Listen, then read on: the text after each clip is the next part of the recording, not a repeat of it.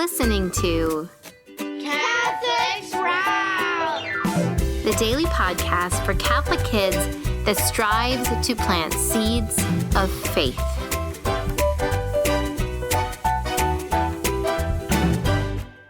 Hey there, Sprouts. Today is Friday, August 18th, 2023. Today is also the feast day of Saint Helena of Rome. Saint Helena was born a pagan. She married a very powerful Roman soldier who eventually became the emperor.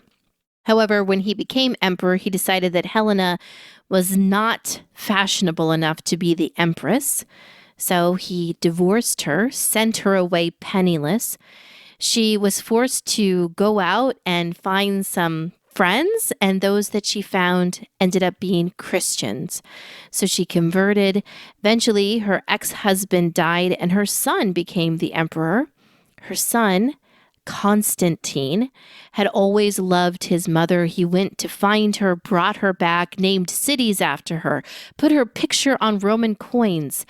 And eventually, Helena told her son about the faith that she had found, about Jesus Christ. Constantine was not very interested in this new religion. He was much more interested in fighting battles and expanding his empire.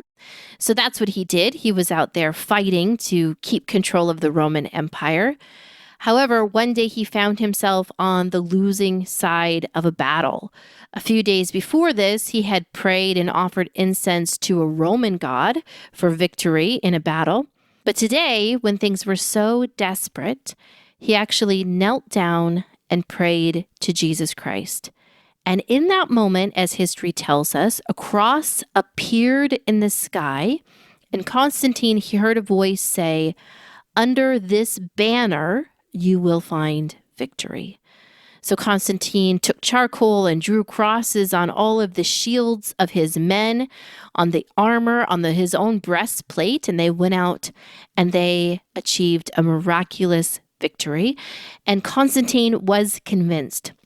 He went back, he abolished the laws that persecuted Christians in the Roman Empire.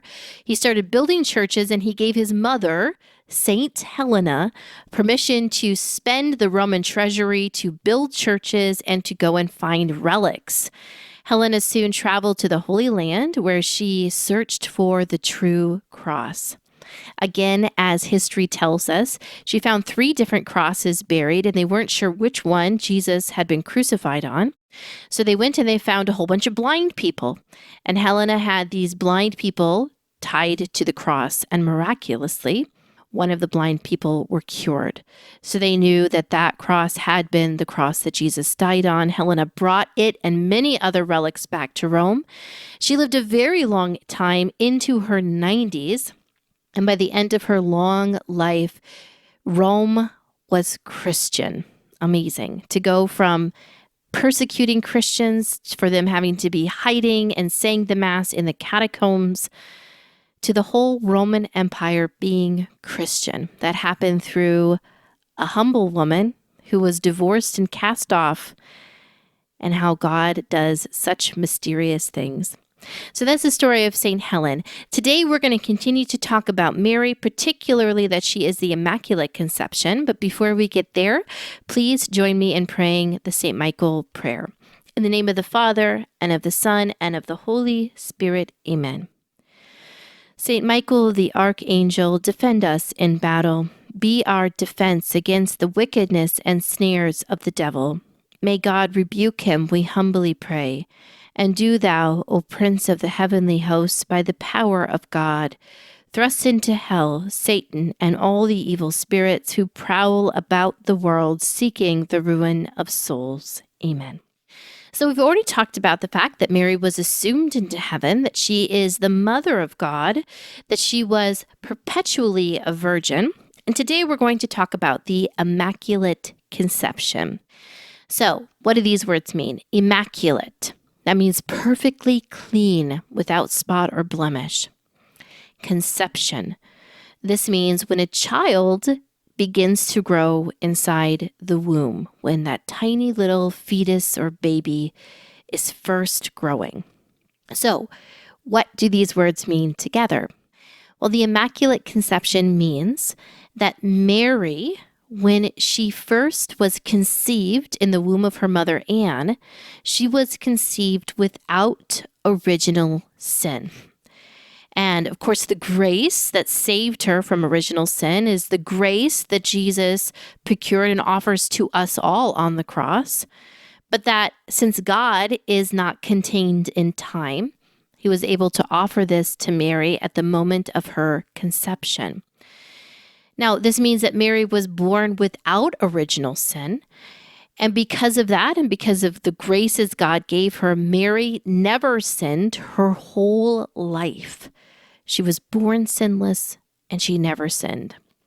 This is a great mystery, but we believe that God gives us the appropriate amount of grace that we need for the mission he has chosen for us.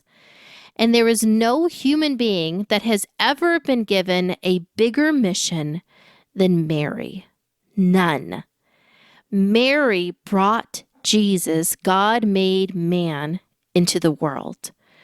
Mary stood at his side when almost all of his followers had abandoned him. She stood at his side as he died on the cross, and she offered her own suffering, united her own heart with his.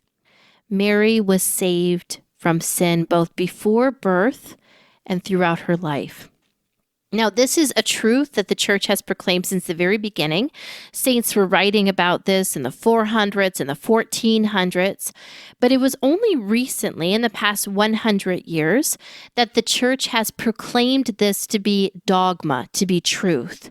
And the story of how that happened is actually a really beautiful one that includes a child.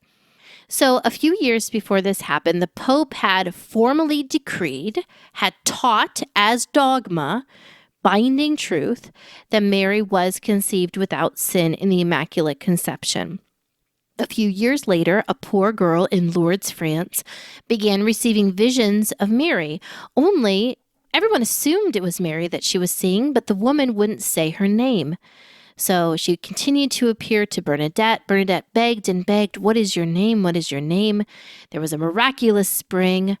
And finally, the woman, when asked her name, said, "I am the Immaculate Conception."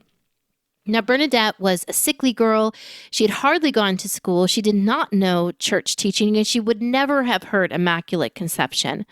So she went to the church, and the priest said, "Okay, this woman's asking for a chapel built in her name. What is her name?" And Bernadette said, "The woman said, I am the Immaculate Conception." Because of that, the priest believed that Bernadette was not lying, and that indeed Mary, the Mother of God, was appearing to her, because saying, "I am the Immaculate Conception" was the way that Mary confirmed the church teaching, and also identified who she was in a way that would prove Bernadette was telling the truth. Mary truly was born without sin. She was saved from sin throughout her life, and she continues to advocate for us now so that we too can turn from sin and join her in heaven one day.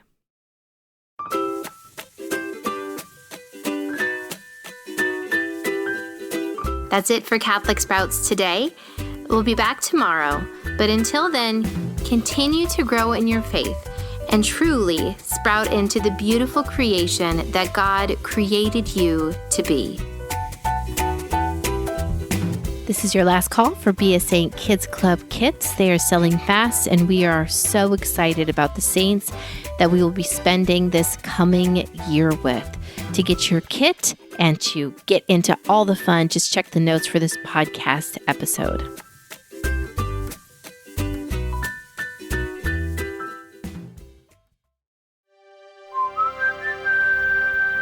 This podcast is part of the Spoke Street Network. For more great podcasts, visit spokestreet.com.